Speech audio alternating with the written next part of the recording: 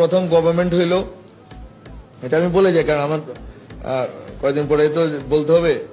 বিষয়টা হচ্ছে আমরা যখন ক্ষমতায় আসলাম, দায়িত্ব নিলাম, তখন বিএনপি জামাতের লোকরা এসে বললো কি, বা আরো দলের লোকরা আসলে অত লোকজন নাই, এই দুই জোটারই আছে।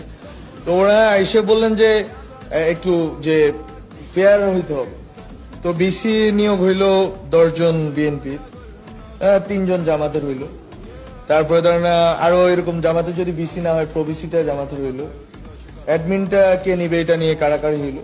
তো এগুলো আমার চোখের সামনে ঘটছে। তখন কিন্তু সবাই যে এই সরকার আমাদেরকে 2 বছর 3 বছর যা সময় লাগে সংস্কার এবং বিচার করে দিয়ে তারপরে যাবে, ওনারা 4 মাসের মধ্যে ওনাদের সব লোক সেট করা হয়ে গেল।